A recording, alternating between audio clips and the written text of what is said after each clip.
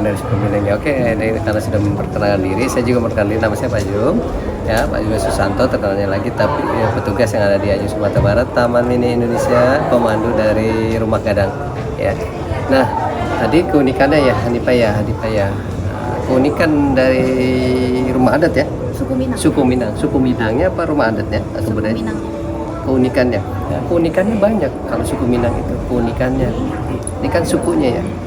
Keunikan dari suku Minang itu satu, di mereka itu keunikannya suka adakan pertemuan-pertemuan sekecil apapun. Kalau kita sini paguyuban ya, kalau di Jawa mereka suka membentuk perkumpulan atau pertemuan-pertemuan satu suku, walaupun suku Minang itu banyak. Ada sukunya, ada suku Caniago ya kan, ada suku Piliang, itu banyak, itu beda-beda marga ya. Tapi mereka lebih uniknya itu lebih banyak ini mengadakan kegiatan pertemuan. Itu keunikannya. Dimanapun orang Minang berada, bila dibilang mereka tuh tetap membaur. Ada peribahasa mengatakan suku Minang itu di mana bumi dipijak itu langit dijunjung, seperti itu.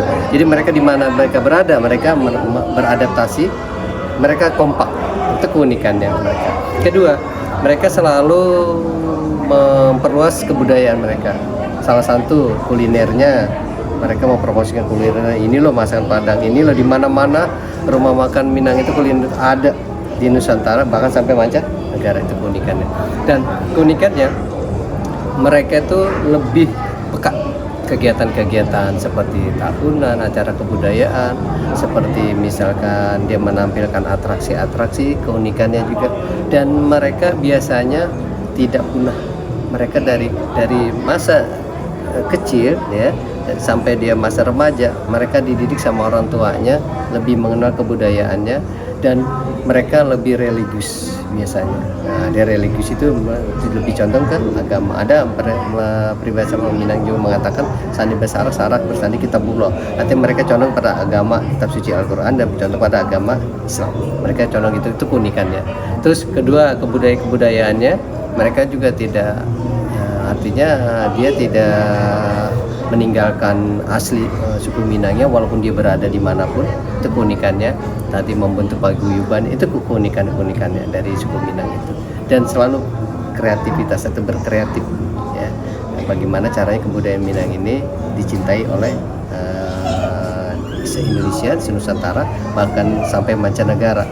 Dan mereka tetap konsekuensi, mereka itu tetap bersatu walaupun mereka berada dimanapun mereka berada.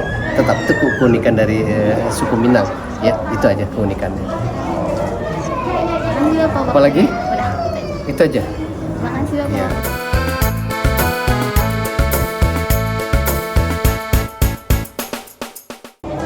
Apa saja hal-hal yang dapat mengancam punahnya keberagaman budaya di Indonesia? Ketika generasi muda sudah tidak mencintai budaya daerahnya, sudah tidak mencintai budaya lokalnya, dan lebih mencintai budaya luar. Nah, otomatis budaya-budaya yang sudah berjalan itu tidak ada yang meneruskan. Jadi itu mengancam kepunahan kebudayaan lokal gitu ya, budaya daerah. Bagaimana cara mempertahankan budaya yang ada di Indonesia? Salah satunya budaya yang berada di Sumatera Barat. Ya, salah satunya adalah menanamkan kecintaan. Mulai dari sejak dini, mulai dari anak-anak masih kecil, bagaimana budaya daerah itu diperkenalkan, kemudian dijalankan sehingga budaya itu bisa dipertahankan seperti itu. Terima kasih Ibu. Ya, sama-sama.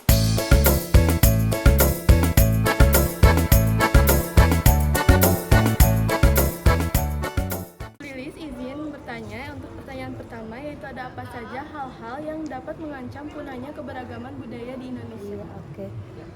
Hal-hal yang menjadi penyebab kepunahannya keberagaman di Indonesia itu salah satunya adanya ketidakadanya persatuan dan kesatuan ya. Kemudian yang menjadi persoalannya adalah munculnya ego-ego dari unsur-unsur pemegang keragaman itu sendiri. Kemudian yang lainnya adalah ketidakpeduliannya mempertahankan keberagaman yang ada. Contoh, kita sedang ada di Sumatera Barat. Dengan adanya miniatur Sumatera Barat di Taman Mini ini, kita bisa mengenal ya dari mulai budaya dan lain-lain. Ini merupakan salah satu pelestarian keberagaman supaya tetap lestari. Jadi kalian dari generasi muda harus mempunyai itikat baik supaya tidak punah keberagaman ini. Karena keberagaman ini akan indah. Keindahan itu muncul karena adalah perbedaan. Nggak mungkin satu hal dikatakan indah kalau kita tidak melihat perbedaan-perbedaan.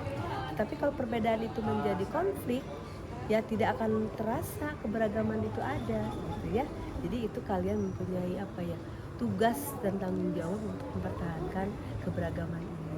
Karena Indonesia ini walaupun berbeda-beda pulaunya jauh-jauh, tetap kita kan Bhinneka Tunggal Ika.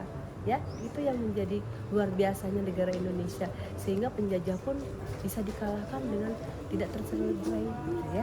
Nah, itulah. Baik, lalu pertanyaan kedua ada bagaimana cara mempertahankan budaya yang ada di Indonesia, salah satunya budaya yang berada di Sumatera Barat. Nah, tadi kita kembali lagi bagaimana mempertahankan budaya yang ada, contoh di Sumatera Barat ini. Salah satu contohnya adalah pemerintah daerah atau pemerintah Indonesia membuat Taman Mini ini, sehingga kita hanya ke Taman Mini sudah bisa mengenal berbagai budaya yang ada di Indonesia.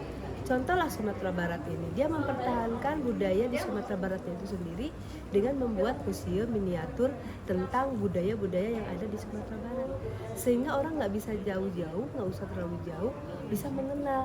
Dan nanti ada rasa penasaran, ingin melihat secara langsung betul tidak, atau kepuasan yang tersendiri untuk langsung ke Sumatera Barat itu sendiri, ya. Nah, itulah yang bisa kita pertahankan. Jadi Indonesia luar biasa, ya. Baik Ibu, terima kasih. Sama-sama ya, sukses semuanya. Ya, Ibu. Mari.